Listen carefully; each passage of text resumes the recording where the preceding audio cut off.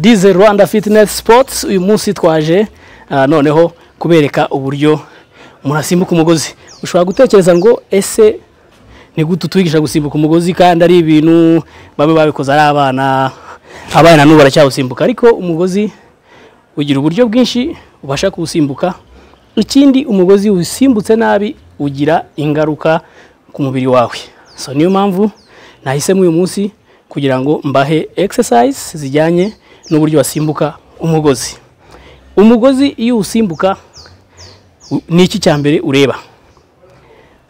First of all ugomba kureba ngo ngewe mfite ibiro bingana gute, biri proportionnel ngewe n'uburyo ngana. Ushobora kuba ufite ibiro tuvuge wenda 80, ariko se ibyo biro 80 ukwiye kuba bifite? Nubisimbukana uzarwara amavi, nubisimbukana uzarwara imigongo. Nuko nguko rero niyo mpamvu twahisemo kugira ngo tuganire ku icyo kintu kijyanye no gusimbuka umugozi. Umugozi bundi ni byiza yuko usimbuka ariko ufite ibiro biringaniye. Niyihe mpamvu? Ni ukugira ngo utazagira ikibazo cy'amavi. Abantu benshi hano hanze barwaye amavi. So rero ikindi kintu wibazaho, iyo usimbuka umugozi usimbuka gute? Hari umuntu usimbuka umugozi yasimbuka agasimbuka nk'ubu buryo twagiye kugira ngo mubirebe. Urabona? Ugasanga umuntu arimo arasimbuka umugozi kuriya. Iyo usimbuka ikirenge cyose, iki kirenge cyose gikora hasi, ayo ni amakosa. Ngiye gutangira urareba uburyo umuntu abasha gusimbuka. Iyo usimbuka hasimbuka aka kantu k'imbere konyine. Ni ukuvuga ngo iyo wibeshye ugatereka ikirenge cyose hasi ukoza amafuti, ejo bundi uzarwara umugongo. Twagiye rero kugira ngo murebe uburyo abantu bagomba gusimbuka n'uburyo ubasha gutangira n'uburyo ubwo ari bwo. Twatangiye mu buryo bwa mbere. Okay, ubu ni bwo buryo bwa mbere.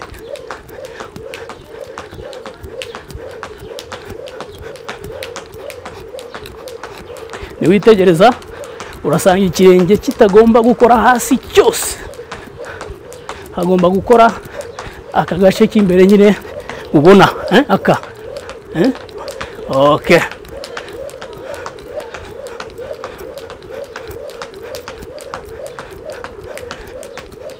umugozi ushobora kuwusimbuka ugasimbuka n'inshuro 100 ukabona kuruhuka.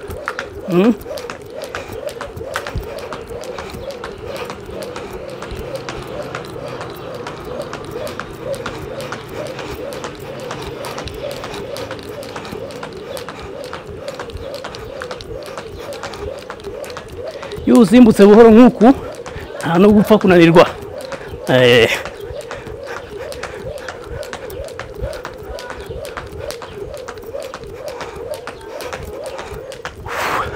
Ugomba guhumeka kugira ngo ukomeze kugira imbaraga. Okay, ubwo ni uburyo bwa mbere.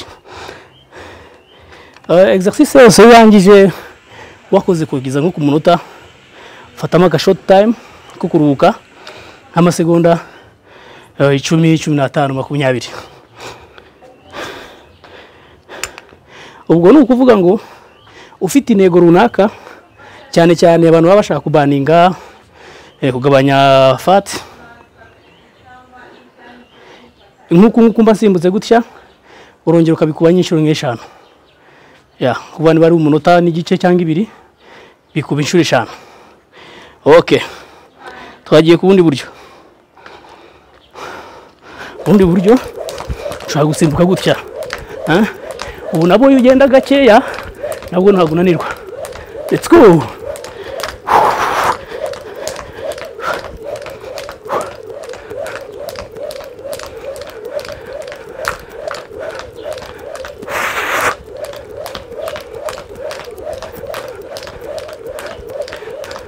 Ku bantu bafite amaboko manini baba bashaka no kuyagabanya, kugerageza gukwedura amaboko.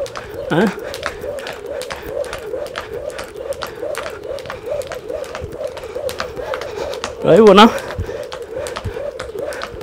hano amaboko nayo abakora cyane. So ni ukuvuga ngo amaboko abyungukiramo. Okay, let's go.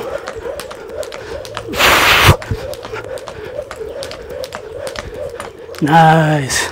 Ubwo ni uburyo bwacu bwa kabiri. Tugiye kongera dukore ubundi buryo bwa gatatu. Okay. Uburyo bwa gatatu turashyiramo akantu kameze nka speed no kugira ngo ukore cyane. Kuko ushaka resultat urakora cyane. Byo rero bigira effet kunda no ngo ku muntu ushaka kugabanya inda abasha gusimbuka no mu bwo buryo ntacyo baba bitwaye rwose. Okay, let's move. Urabibona ngo na speed iriyongera amavi akagera hejuru. Urabona hano amavi ari kugira. Okay, ariko nubwo asimbuka gutya amaguru cyane ku kirenge nikigomba gukora hasi cyose. Ikirenge nikigomba gukora hasi.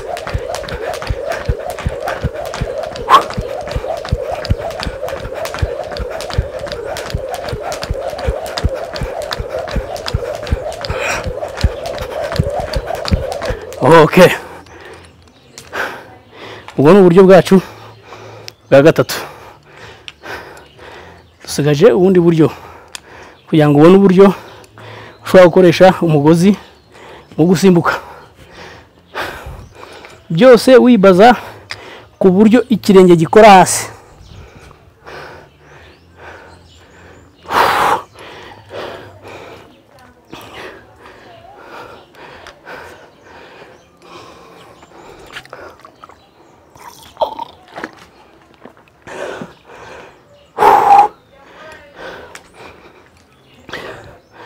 Tugiye ku bundi buryo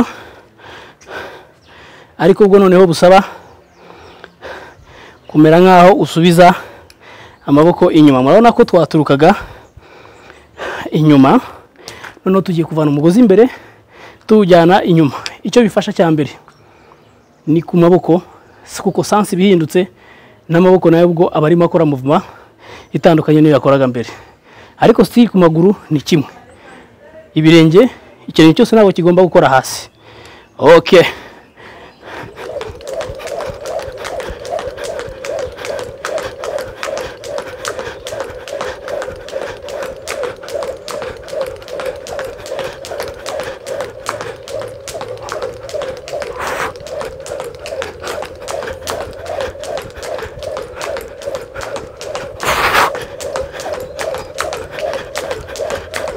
Ntabwo bisaba ingufu nyinshi.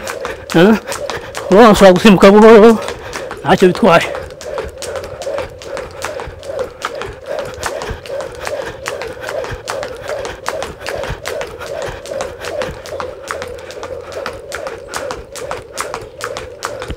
Okay. Dusigaje uburyo bumwe gusa. Ubu buryo ni uburyo busaba umuntu ufite imbaraga, umuntu umenyereye gusimbuka umugozi. Nibwo buryo bwacu bwa nyuma. Ubundi ukora siporo nyiyi ugomba kuba ufite n'amazi hafi yawe.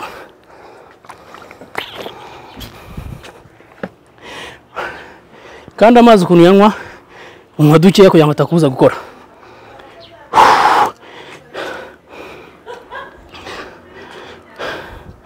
Let's go.